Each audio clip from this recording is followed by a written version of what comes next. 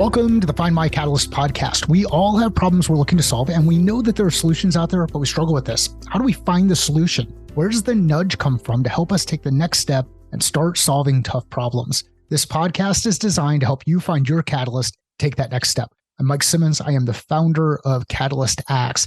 This episode, as all episodes, are brought to you by the Catalyst Game Plan. It's our approach to goal setting and execution through clarity and focus, and really simplifying that whole process. We've got a couple of different ways for you to engage with the game plan, including a new notebook that we've launched recently. You can find information on findmycatalyst.com. My guest this week is Seth Goldstein. He is a podcast host. This podcast is Entrepreneurs Enigma, and he is the principal creative designer for Goldstein Media. I met Seth through Pavilion. He's one of a number of people that I've been fortunate to come across through Pavilion, which is an amazing community of revenue operations and business leaders. Seth is phenomenal. You will enjoy this conversation. We go pretty deep into some of the lessons learned around getting your message out there, things that you should do or shouldn't do when it comes to website design, redesign, and shutting things down on a website. It's an awesome conversation. I think it's a masterclass in some of the things to think about when it comes to media. Let's get to the conversation. Seth, good to see you. I was fortunate enough to be a guest on Entrepreneurs Enigma not that long ago. Did I get the name right? Is that right? Right. It's right there. Perfect. From my hat. Yeah. Perfect. I should read off your hat. So thanks for having me on your show. Here's a chance to introduce you to the folks who are listening to the Find My Catalyst podcast. We met through Pavilion, and both of us are pretty active in the consultant advisor channel, and Pavilion has been a great community for me. What have you gotten out of joining Pavilion? Well, I've met you, which has been fun. I mean, and I'm not just trying to stroke your ego here. I mean, like, you're a good friend. I enjoy you. Instagram videos with you and your dogs and how you make that into a point on how to sell. I love those videos because the dogs don't want to have anything to do with it unless you feed them. It's yes. And you're like, feed me daddy, feed me daddy. Yep. I got a lot of community out of Pavilion, and I've gotten a lot of good connections. I got a few deals out of Pavilion, but mostly it's about if I have a question that is business related, I don't have to go hunt for it somewhere. I can go into the Slack, I can go into the community, and someone knows that has the answer. Like today I had to ask for a retainer consulting agreement. And before I know it, someone just pasted one in the Slack for me. I'm like, wow, that's fast. Yeah, it's become a really cool repository for information and people. So you get this whole kind of group of people who come together who have a number of different experiences, and some of them are really early in their career. Some of them are much later in their career. The community aspect has been super powerful and helpful for me. And one of the things that I'm very thankful for relative to being engaged with Pavilion is the opportunity to mentor and coach folks. And you find some people, one of the things Sam and the team have done really well is connect people who are earlier on in their career with people who are a little bit later on in their career so that we can help accelerate learning. And that is the community, the access to people. Those are the things that I get a lot of value out of. And the access to people that you would not normally have access to. Yeah. It's like, oh, Steve, the guy who's in charge of like a 500-person multi-billion-dollar company, just happens to be in Slack chatting today. It's like, what? Pretty wild. It's really wild. And it helps you realize how approachable some people really are. Yeah. So let's talk a bit about what gets you excited today. So before we click the mics on, we were talking about some of these changes with Google and the things that are making it either easier to find people or maybe a little bit harder to find people. So what should people be thinking about relative to all of these changes that Google's making, and how do we get better at being discovered if we're putting content out on the web? A lot of people have to take a deep breath, step back, take a moment, go get a drink of water or beer for that matter at this point, and realize that it's not the end of the world. That there are tools out there that aren't Google that might be a good alternative to what Google's putting out there. I mean, because if you think about it, Google Analytics is illegal in Austria officially, and therefore it's illegal in the European Union. And I mean, whether or not that's enforceable or not, who knows? They fly by their own rules out there. There's other tools out there for analytics that with the change to GA4, Google Analytics 4 from Universal Analytics, where everyone kind of knew what they were doing in Universal Analytics. We were talking before we press record, how Mike is like, I knew how to use Lead Feeder and I knew it would just work. Now he's like, unfortunately, Mike, you're going to have to probably wait a month to see if you press the right buttons. And part of me is like, that's kind of really stinky that they can't keep. I mean, Google has a lot of money. They could keep UA, Universal Analytics, and GA4 together simultaneously and do it more gracefully than what they've done. And that's really what gets my blood boiling. Is like, come on, guys. You want to make something new, great. But let people migrate to it slower than like, oh, it's been a year. We're literally, as of this recording, it was turned off 2 days ago. Yeah. And you're SOL. You're completely shit out of luck. If you didn't move all your data, and they don't even move your data for you over. You would have had to have done that well before 2 days ago. Otherwise, you have no historical data because guess what? They just got rid of it all.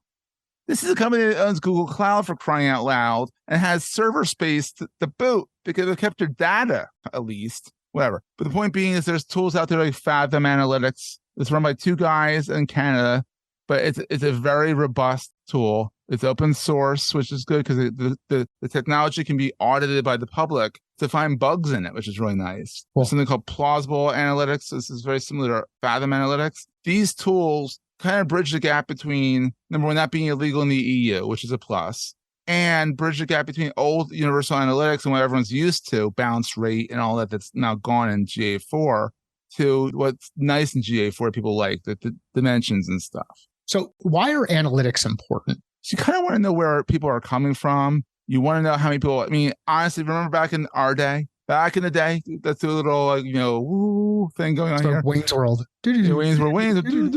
Exactly. Back in the day, you used to have the site counters on the bottom of your screen saying you had 800,000 people visiting your site. You want to track to see how many people are actually seeing your site. Because if you build a website and no one knows about it, it exists less than if a tree falls in the woods.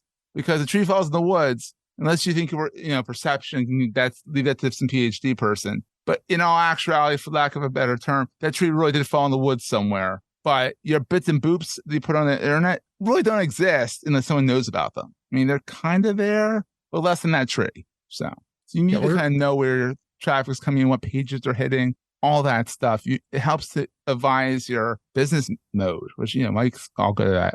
How do you what are some things that you can do to be more discoverable or more findable or even more have people be more aware that you even exist out there?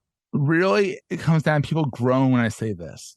Write good content. Don't write for the robots. Don't write for the bots out there, Google out there. Write for Mike. Write for Seth. Write for Joe, Donna, Steve. People that you want to attract. Do a persona study. Persona. Find out Joe is your person. He is a accountant who's trying to do the solo thing, XYZ, and write content for him. And then Google's going to see that and it's like, that's good content. And the best of all, they might steal and throw it in their algorithm and make it a knowledge graph. And hopefully they'll give you a link back. But that's almost the ultimate compliment that they like your stuff. And then people can click in and learn more from that. So you want to write the good content for the human, for the, the meat space, not the silicon space. How do you know if it's good content? People are coming to it. And that goes back to the analytics. You go back to the analytics and you see, oh, this page on like library weeding is one of my clients' biggest thing about going through weeding your library stacks, not weeding like plants, like going through pulling out old books and stuff like that. Yeah. It's one of the most popular posts they've ever written. And it's hilarious. I laugh because I think of weeding, not library weeding. I find every month we talk, I find it hilarious. So that's me. But you see, because they've gotten like 300 clicks a month on that one article. Then you can go back to that article and expand on it. So if let's say you write an article, migrate an article on the Eisenhower matrix. So that's what it's called, right? Yep. Yeah. I got it right. Yay. And he writes an article about it. And it's a simple, maybe 500-word article about it. And he sees that he's getting 500 hits a week on it. And he's like, all right, I should write some more there. So he writes another 500 words. And then at the bottom, he says, want to learn more? Let's have a conversation. Puts a link at the bottom. Now, not only is he seeing that people, like 1,000 people are now hitting this, then maybe 500, 3 people clicked on that link. I was being way too generous with the 500 people clicking that link. 3 people click that link. It's a great conversion because then out of that 3, one might say, Mike, I want to work with you. The other guy might say, Mike, I want to work with you in a few months. The other guy's like, get lost. So is this, when you talk about this, is this kind of like starting to create, like I heard HubSpot would talk about pillar content as an example. And what I struggle with, personal story, right? So I've got a couple of blog posts that tend to get a lot of traffic over time. One of them is around sales targets. So being able to set up a process and thinking around achieving your sales targets. And then there's another carry on around that, which is how do you define sales targets for a team? So that's one. The second one is around dealing with the emotional side of sales, the highs and lows and the pressure associated with that. Those are two blog posts that have gotten a lot of traffic. Sadly, I have never written a follow-up to either of those, nor have I updated either of those. And both of them were published back in, let's say, 2020. So for now, 3 or 4 years ago. So what should I do knowing that those are two of the most active posts? Go ahead. Update them. But at the top, now updated for, at the first type, right? Updated colon and italicized, updated for 2023. And then just go back and do version 2. Like, it would use the same thing. Maybe, there's two ways of thinking that you could write, below. So here's what I edited and be very transparent. Those footnotes saying that this is a new data point. This is a new data point. This is a new data point. Or you can just put it in your sentence structure and say, hey, as of 2023, blah, blah, blah, blah, blah, blah. This is how people feel about sales versus in 2022. Draw parallels. But if you update that page, Google's going to say, hey, there's more stuff for me to stick my teeth into.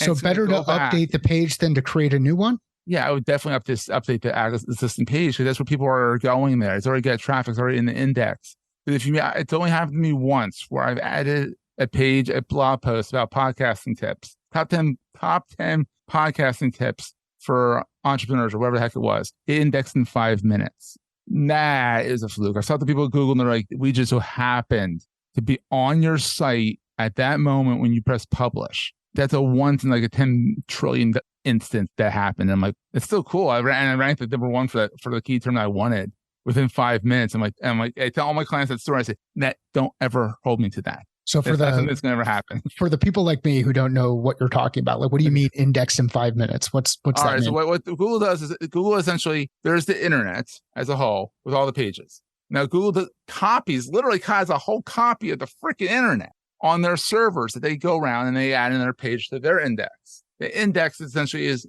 the directory of the internet. It's immense. It's insane what they do. But this is how search engines do. They go out with their little spiders and they crawl around. They pull things in that's brand new or updated, as what you're going to do when we get off this call, Mike. Yeah. I'm going to check you. I'm going to hold you to that. Awesome. I've got two that I need to update. Accountability is always good. Yep. But it does is it pulls the stuff in. Oh, this is updated. We're going to flip this thing out and all that. We're going to change these pages out. But that's what index is. Now, within 5 minutes, usually Google has these little spiders that go around. They don't usually get to your site every 5 minutes. There's trillions of pages on the web. Like I said, mine was a 1 in 10 billion, trillion, zillion, real technical terms there, chance that would have happened. Usually it's like with you can tell Google through Google Search Console, which is another tool that they have, hey, this is indexed. If you're lucky, they'll get to it within a day. Usually it's a week. Okay. So, Mike, when you update that page, the difference between updating a page and bringing a new page is that you don't have to tell them about a new page, wait a week. If they see new content, it's more likely that they're going to go back and grab it sooner because it's existing content. It's already in their database. Oh, there's more stuff we can put into that page. Drink and put it over there. So what about old content? Like if I've got, let's say I've got posts that are out there, which I do, that nobody really pays attention to. Nobody clicks on. They just don't get to it. Is at some point, does it make sense to start to archive that content or remove that content? And you're not, so for those of you who are listening, Seth is nodding his head. Yes. So, okay. So what do I do? Let's say I've got that kind of content. How often should I weed or prune my library of blog posts? I would say if they're not getting anything within 40 years, look at the blog post. If it's still kind of relevant, update it. Okay. Put it back out there. If you taking notes? Yeah. If it's really old, don't just delete it. There's tools out there that you have on your website or have a web developer put in a 410 code. Yep. A 404 is when nothing's found, and we bump into this all the time. Some people get cute with their 404 pages and they have a guy scratching their head, or they give you, like, you can have fun with the 404 pages. What you want to do is you want to put a 410. This tells Google, just forget about this page. It's not lost. It's just not there. Like it went bye-bye, 410, goodbye, see ya, adios. And then Google will take it out and in essence, it's gone. Well, it's gone because you deleted it off the net. In essence, Google's now eventually going to forget about it. Is it ever really gone? No. It's some other search engine obscure website could still probably have it indexed, or the Wayback Machine on archive.org. You can probably still find it if you ever want to get it back. But in all essence, 410 and let it go bye-bye. I would say don't do it too soon. I'd say anything 4 or 5 years old. I have stuff from 2009 that still get hits. Okay. Those are the ones that, like, if they get even a few hits, I update, unless they're stupid. And they did. And back in 2009, I thought it was smart to do that, and I forgot about it. And now it's showing up again. Then I 410 that sucker really fast. What about linking to your own content? Like, That's brilliant. Is it really? Why? Do that because essentially with Google, you think about this as a architecture thing. Or as roads, they go to your sales as kind of can be sad sometimes article. Then there's another article that says, but it can also be happy. And you can say, and then it can also be happy, it can be hyperlinked and go to the happy article. That's telling Google that these two things are related. And it's all about relationships. So if you quote a Wikipedia thing, you want to link to the Wikipedia article, which is external from the website. But if you have your own definition on another page, don't duplicate it onto this page. Just say, hey, I defined in the article last week, in the article next week, hyperlink that to the article last week. I said X, Y, Z. It helps Google find more stuff within your website. It's what we call deep linking. Got it. So you can deep link within your own site. Okay. Yeah. So deep link versus backlink, what's the difference? Backlink is a general term. It's a link that links back to you. Okay. Versus deep linking. Let's say you have those things from 2009 that are still good that you updated. You can write another blog post, a new blog post talking about something different, saying, but on this article I wrote back in 2019 that was updated recently, and then have a link that now brings those old contact back up to the forefront. So thank you. This is just for me a bit of a masterclass in what should I be doing relative to the website from the blog perspective, because we're in the process of shifting our website. We would point everybody to catalystsale.com. Now we're pointing everybody to findmycatalyst.com. Yes. And it's 301 redirect all those pages. So what do we need to do? 301 redirect means that Catalyst Sale, I'm writing this down again, catalystsale.com/weeding article now needs to be pointed to via 301 saying, this is a permanent redirect. This is now over here on findmycatalyst.com/weeding. Is a pain in the ass. It is boring, mind-numbing, excruciatingly painful to do, especially if you have a big site with a lot of stuff. But if you're going to change your domain name around, it's necessary. Otherwise, you're going to have 404s out the wazoo. Yeah. Well, that's 404s are those not found. Sadly, one of the most popular pages we have on our website up until just recently was our 404 error. Like we would go to, it's one of the highest viewed pages on our Kajabi site. And what we've been doing is going through this painful process of trying to figure out from a user workflow standpoint, where are people getting lost and how can we simplify it? And there's part of me that just wants to unplug the whole thing completely. And I've done that to an extent with Goldstein Media. I rank despite myself. Like my site is so huge. It's been around since 2005. Yep. It's so huge that I can't 410 everything. And I'm like, hell with it. If I get a 404 there, it doesn't hurt me because I've done so much new stuff that Google still. And John Mueller, who is the head of something over at Google, he's in the search department. I've actually asked him that. Okay. And I said, stuff from 2009, and it's just 404. He's like, you should 410 it if you know about it. If you don't know about it, it's not going to kill you because we know it's old content. And we know if it's 404, it's probably just dead, and we 410 it on our side. Yeah. This is where... Don't do it a whole lot. Like if you know about it, 410. This is where some of the changes are a little bit frustrating relative to what I'm seeing in GA4 and just going through and looking at these events, because trying to figure out how can we reverse engineer what someone was doing to get to where they got. And it can be mind numbing. So is this the kind of stuff that you help people with? It does not help the situation. Even with Universal Analytics, it would have been hard to do that. Yeah. But now you're doing this during the GA4 revolution, and it's just like, oh God, I do not envy you, Mike. Is this something you help people with? Yes, I could help you with this.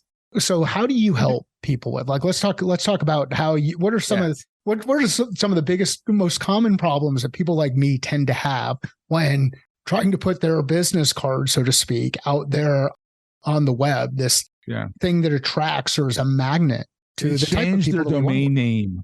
They changed their domain name, which I would have told you, don't keep it Catalyst Sale, just rebrand the website something else, and then point to the new domain name to the old domain name, and you avoid this whole headache, Mike. So we're going to keep Catalyst Sale up. So Seth, we're not completely blowing things up, which maybe is good, but we have the Catalyst Sale site up. It's always going to be part of what we do. There's a revenue component. Yes. But where we really want to drive the experience we want to create for people is through Find My Catalyst. So you would actually keep Catalyst Sale going for as long as we feel comfortable having that domain out there going. Yes? Yes. Keep it going. Okay. And there's also something called, I'm going to write this down, domain age. That domain is old. It's like a good wine. It's got age to it. As long as you haven't done anything stupid with it, like put like naughty content up there and ruined it, or put up Viagra ads, you're fine. And you want to keep that. And then even after you close down catalystsale.com, you would keep the domain name. Do not give that up. Like renew it for another 15, 20 years. Like keep it. That's yours. Will it to your kids when you die. That kind of thing. Like it's worth its weight in gold. It's also a really good name. It would be better if it was Catalyst Sales, but that was already taken. I know. I'm just joking. But what you do is eventually you're going to take catalystsale.com and 301 redirect all that content over to the new site. Yeah. Eventually, when you're like, I'm done with Catalyst Sale, you're just going to point Catalyst Sale at the new site and maybe miss some content and get some 404s, but Google does let you know about that. Are people taking notes? I would imagine I'm taking notes. Seth has made the comment a couple of times. He sees me go through and just start writing things down on the note card. Make sure you get this down. Make sure you get this down. What are some of the other? So what else? Like, what are people typically thinking about when it's the right time to contact you? A lot of people also they get out, they start their business, they don't have a budget. My basic website starts at $6,500, and that's relatively inexpensive for a 5 to 6 page website. As of this recording, it might change if you listen to this like 3 years from now. So don't quote me on that. But quote me on that right now. But a lot of people are like, they'll go into Wix, or they'll go in Squarespace, or they'll even go into WordPress and get a template and build their site out. And it's good enough for now. Yeah. But a lot of them are also like, okay, I'm ready for the next step. Like, this site isn't doing what I wanted to do. What the hell did I do? Seth, I come in, I do a whole website audit of your site saying, oh my God, oof, shouldn't have done any of that stuff. I was a picture like the word bubbles in the comic strip, oof, ouch. That's what I pictured when I said that. That's when people call me. It's when they're ready for the next step. They're also like, I want to get found in Google. I don't just want a business card site. I don't want just something that says called Joe Donnelly. I'm sorry if that's a real person's name. I'm sure it is. I'm picking on you specifically. But Joe Donnelly, who's an accountant or a plumber or whatever. He has his website up, and he's ready to, and it's a business card. So on his business card, it's his email address card. I hope so. And he hands it out to people, and that's all it's for. Now he wants to get people to find him in Google. That's when you call me. We build you a whole new website, nice and shiny. And then we start doing some SEO for you. We help you with content ideas. We help you with the meta descriptions and tags, making sure they're all set up correctly, making sure 301s are in the right spot from the old site. All that stuff we handle. How important is SEO? Oh, extremely. Why? It's changing. Okay. That's exactly the reason why. It changes every single minute. And I'm not exaggerating when I say every minute. Like, I'm on Mastodon. I used to be on Twitter, on LinkedIn. They're Google, Bing, they're constantly changing their algorithms because they don't want it to be a static thing. Like, you do X, you're going to rank here. They're trying to keep things fair for the most part. Go with me on this, because it's not always fair and there's nuances. But you want to constantly stay on top of the news. There's blogs that you have to constantly read. It's not witch doctory. It's not voodoo science or any of that kind of stuff. Anyone can do SEO if they read about it, but do you have the time to do that, or do you want to make money doing the thing you love? That's when you hire someone who does what he loves, which is SEO and websites, and who stays up on this, can stay up on it for you and do it to your site so that you don't have to worry about it. Now you're taking the lead from your website that you got through SEO. Now you're doing what you want to do with it. Like Mike would be like, let's show you how to sell correctly and feel good about yourself when you're on the phone and all that good stuff. Because if you do all the work on SEO, getting found, you have no more energy to do the actual darn work. which is the reason why you wanted to do SEO in the first place, is to get that work. Yeah. So that's the reason why you hire a company like mine to do the stuff you don't want to do. The old adage is you do what you want to do, you hire for the rest. Yeah. This is a clear place to do it. This is one of those things where I don't get a lot of energy doing work around keyword research or any of that other kind of stuff. And so going out there and finding people who do get high energy out of that can be really powerful because they can make a significant impact on your business. It's the exact opposite. Like for me with sales, I would much rather hire Mike to coach me on doing sales than having to read all these sales blogs trying to figure it out myself. It'd be probably faster, easier, more enjoyable to talk to Mike. I know it'd be more enjoyable to talk to Mike and easier to talk to Mike about sales and doing the best thing with sales than it would be to read someone's dry article that they think is interesting and they think is correct. Whereas I much rather go to saying, I know Mike knows what he's talking about. Yeah. I'm going to talk to Mike knowing that what he's telling me is true versus reading a possible, fifth or sixth link on Google search engine, hoping that the guy's not full of shit. And I think that's the biggest struggle because my bullshit detector is pretty high when it comes to people who are doing things around leadership, culture, or revenue. Like these are execution, like those kind of things where I have had an opportunity to operate well in each of those areas. My bullshit detector is extremely low when it comes to marketing and demand generation and all of these things that happen when you're not in the room, when you don't have that opportunity to look across the screen or the lens or the table or whatever environment. You don't know what you don't know. Yeah, you don't. It's scary. Frightening. Yes. It's frightening. It's terrifying. Because all the synonyms out there, we're going to throw synonyms out there. But it's true. It is absolutely terrifying when you don't know what you need to know to get found online so that you can then do your sales. And that's where I come in. And I love doing that because I love when I can see the rankings go up. You're getting the phone calls. You're happy. You're doing what you do best. What's a good timeline to start to see results? Like, when should you be able to evaluate things and determine, we're moving in the right direction, or whatever we did isn't working and we need to do something a little bit different? Like, how much time should you give these things to work before you switch to something else? Yeah. Generally, SEO in the long run is a long-term game. Okay. So even if you're getting results, don't stop. Literally, don't stop. Like, this is going to be a lifetime condition, as to say. It's a lifetime condition. You're stuck with it. Like diabetes, you're stuck with it. That kind of thing. Bad analogy, but you know where I'm going with that. But the thing is, you're not going to see results within the first 3 months. If you do, they're going to be small results, which is great. You want to see it going up and up to the right. But when you make a change on your site, don't expect to see it right away. Don't expect that 1 in 10 billionth chance that it's going to rank within the first 5 minutes. It doesn't happen. Give it a week, give it 2, check back on it in a week or 2. Why do people think that this stuff happens a lot faster than that?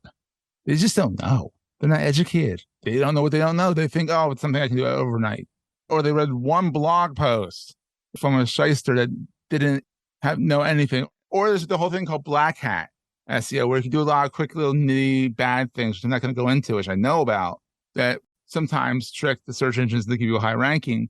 But in the long run, that tanks your everything on your website, sometimes gets you banned from Google, which is a real pain to get them a domain banned. Hence the reason why I'm saying, Mike, don't get rid of the cat out of sale, because I hope you haven't done anything shisty about that. Nope. Mike's like, I hope I didn't. Yeah, the biggest mistake I've made with that website, and just make it over and over and over again, is not finding someone like you who can help get things moving in the right direction, the right way. Like, we've redone the website now 3 times. That's like on the 3rd version of the website. And now we've launched another domain.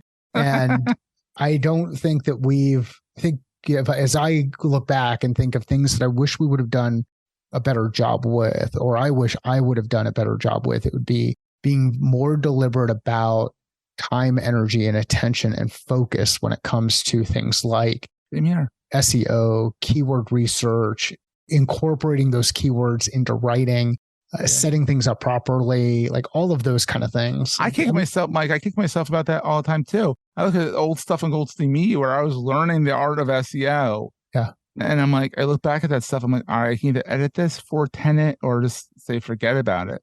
And some of the stuff is like abysmal. It's like, it's bad SEO. It's just Google back then.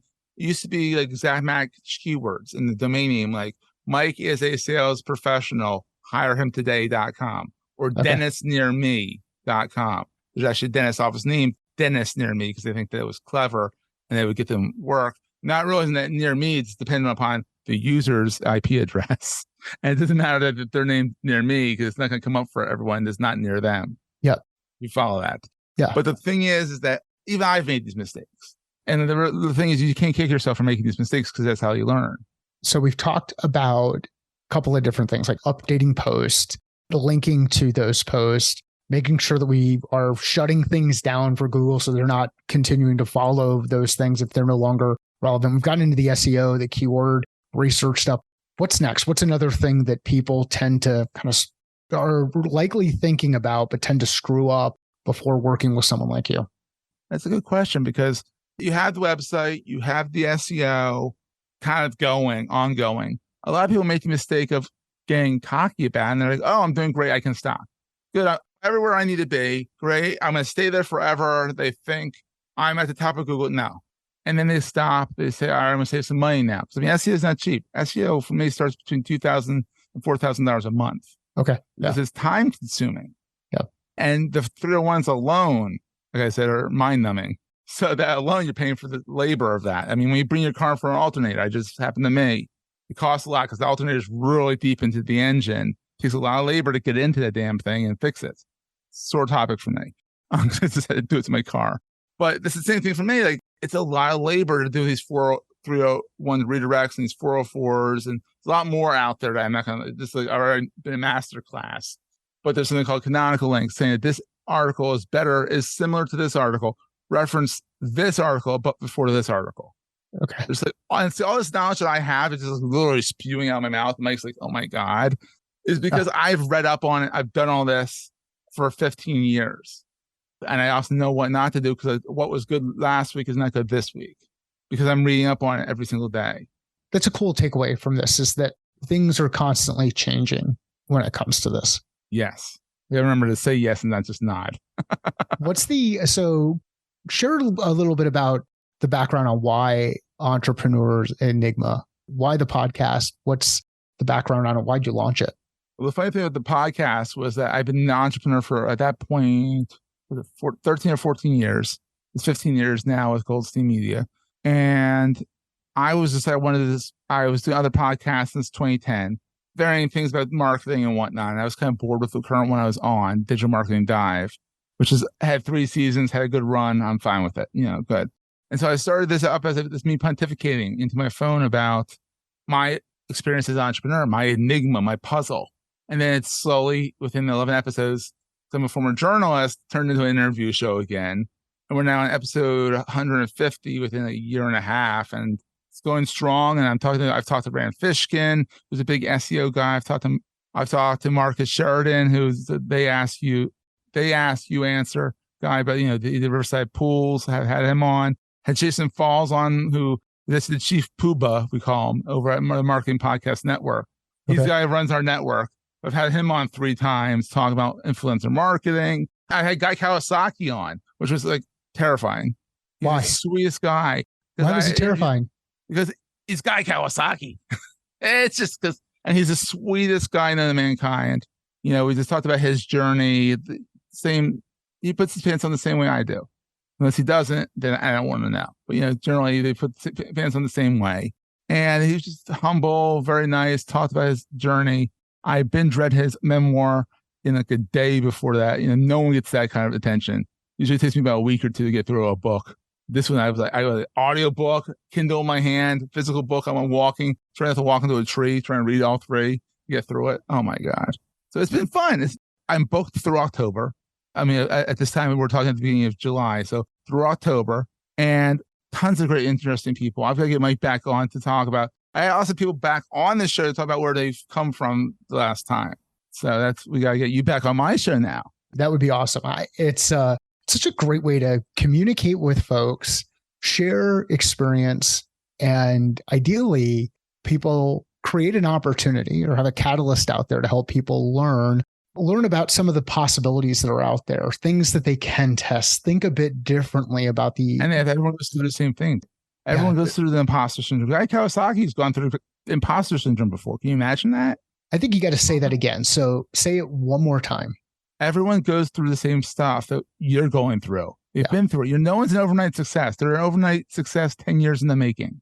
Yes. 20 years in the making. Like you blink because you're away from that and you're not living them with them day and day.